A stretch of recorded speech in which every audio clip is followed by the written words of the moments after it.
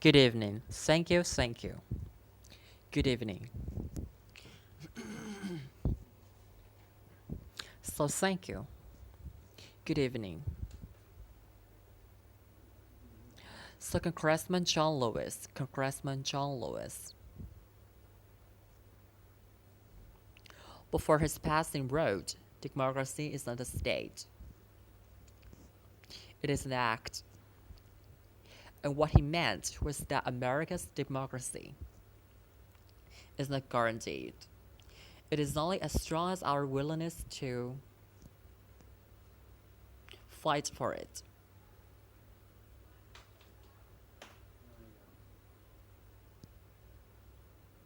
to guard it and never take it for granted. And protecting our democracy takes struggle. It takes sacrifice. But there is joy in it. Here is progress. Because we, the people, have the power to build a better future.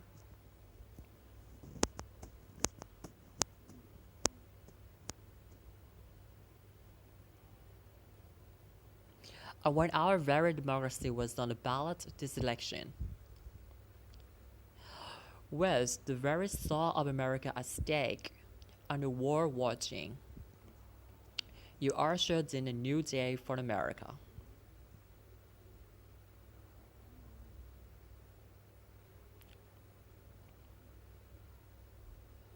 To our campaign staff and volunteers, this extraordinary team, thank you for bringing more people than ever before into the democratic process.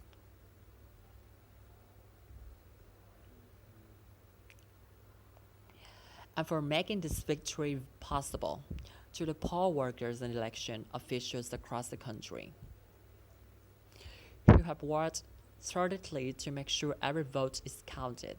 Our nation owes you a debt of gratitude.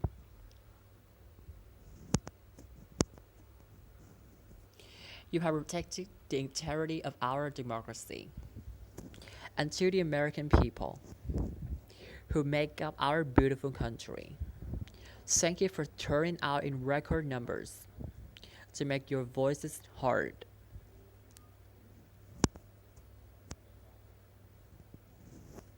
And I know times have been challenging, especially the last several months. The grief, sorrow, the pain, the worries, and the struggles. But we also witnessed your courage, your resilience, the generosity of your spirit.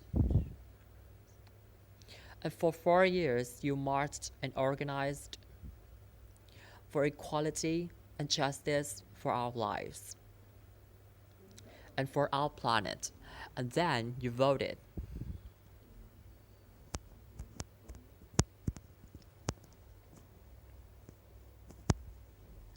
And you delivered a clear message. You chose hope, unity, decency, and science. And yes, truth.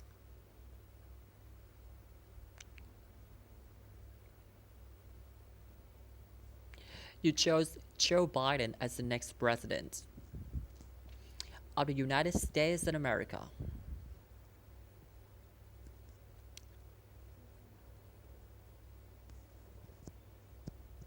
And Joe is the healer, a uniter, a testing and steady hand. A person whose own experiences of loss gives a sense of purpose that will help us as a nation reclaim our sense of purpose. And a man with a big heart who loves with abandon.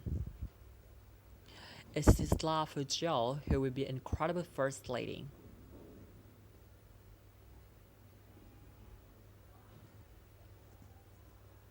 And his love for Hunter and Ashley and his grandchildren and the entire Biden family.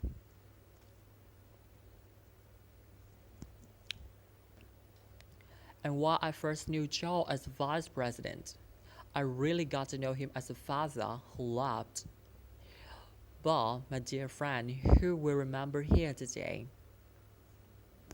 and to my husband Doug, and our children Cole and Al,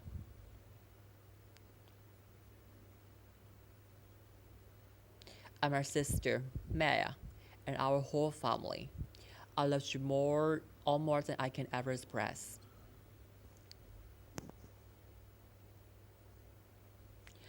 We are so grateful for Joe and Jill for welcoming our family into theirs on this incredible journey, and to the woman most responsible today, my mother, Shamala Gopalan Harris, who is always in our hearts. When she came here from India at the age of 19, she maybe didn't quite imagine this moment, but she believed so deeply in an America where a moment like this is possible. And so I'm thinking about her and about generations of women, black women, Asian,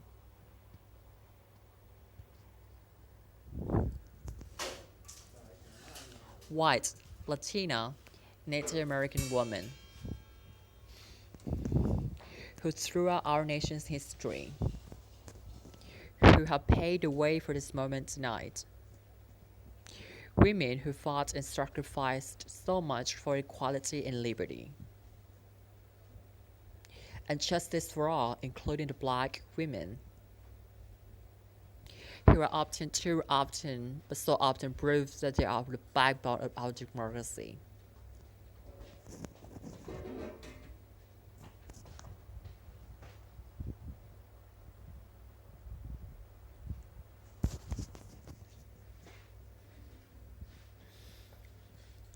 Honor women who have worked to secure and protect the right to vote for over a century.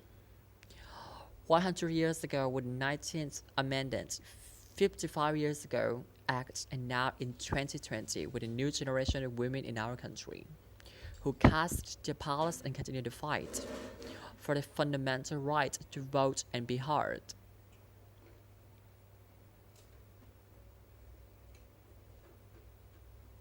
Tonight, I reflect on their struggle, their determination, and the strength of their vision to see what can be unburdened by what has been, what has stand on their shoulders, and what a testament it is to Joe's character that he had the audacity to break one of the most substantial barriers that exist in our country and select a woman as his vice president.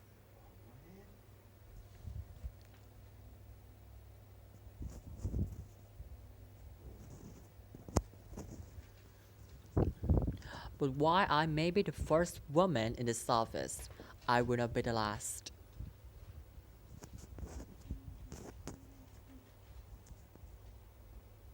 Because every little girl watching tonight sees that this is a country of possibilities.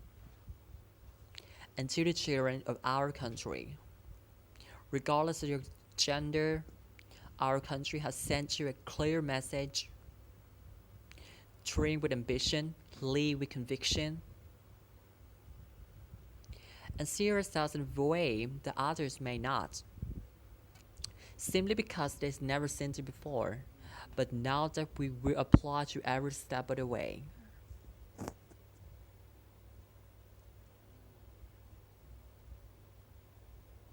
And to the American people, no matter who you voted for, I will strive to be a vice president like Joe was to President Obama, loyal, honest, and repair. Waking up every day thinking of you and your family. Because now is when the real work begins, the hard work, the necessary work, the good work, the essential work to save lives and beat this epidemic, to rebuild our economy so it works for working people, to root out systematic in our justice system and society, and combat the climate crisis, to unite our country and heal the soul of our nation.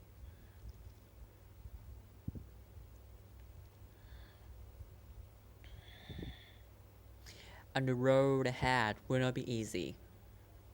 But America is ready. And so are Joe and I.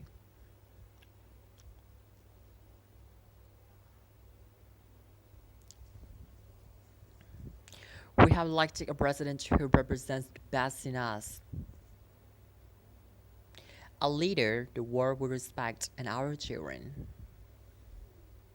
will look up to, a commander-in-chief who will respect our troops and keep our country safe, and a president for all Americans